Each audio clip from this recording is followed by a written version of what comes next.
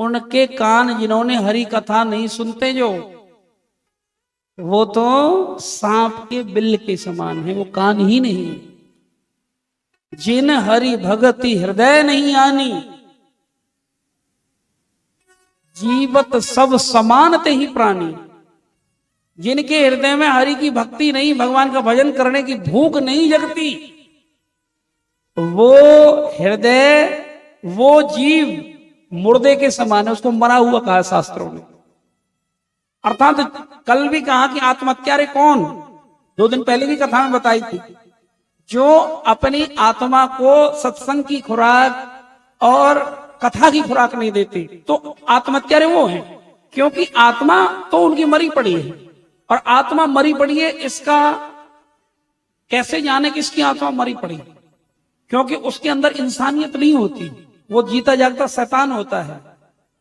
मदरापान करेगा, लड़ाई झगड़े करेगा, बेईमानी करेगा, चोरी करेगा, ठगी करेगा, किसी से मानवीय व्यवहार नहीं करेगा। समझ लेना ये इसकी आत्मा मरी पड़ी है। प्रेम से कहिए राधे राधे। किसी भी भगवत कार्य में वो आगे नहीं आ सकता।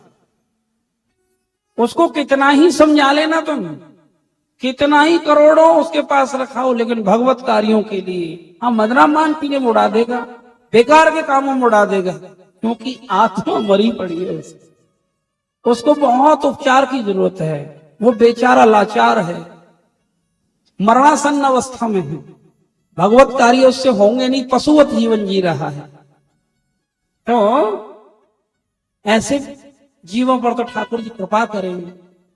तो किसी भी तरीके से उनको यदि भगवत मार्ग में लगावे, सेवा में लगावे, पहले उनको तीर्थों के ले जाए, डायरेक्ट वो कथा में नहीं आ सकते। इसके लिए शास्त्र कहते हैं पहले उनको परिक्रमा करवानी चाहिए, जैसे गोवर्धन की परिक्रमा है या वृंदावन की परिक्रमा है। फिर उनको थोड़ा संत सेवा में लगाना चाहिए, ताकि जो अंदर का बहुत ज्यादा मैल है, बहुत ज्यादा पाप है, धीरे धीरे धुले। फिर उनको एकाध व्रत करवाना चाहिए, एकादशी का। फिर उसके बाद फिर ज्यादा से ज्यादा उनको एक नियम ऐसा लेना चाहिए, महीने में एक बार परिक्रमा दे के आएंगे। वो कथा में नहीं बैठ सकते, जो पाप ही इतने घुसे पड़ेंगे।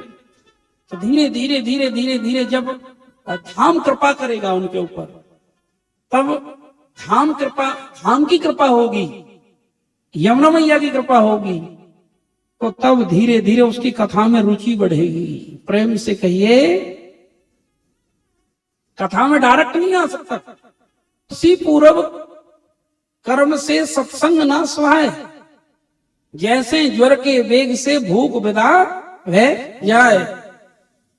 तो इसलिए ये तो जैसे हमें बुखार आ जाए तो हमारी भूख खत्म हो जाती है, ऐसे ही हमारे अंदर पाप घुस जाए, अभिमान घुस जाए जन्म जन्मांतरों के, तो वो फिर कथा सत्संग साधु संगति नहीं करेगा।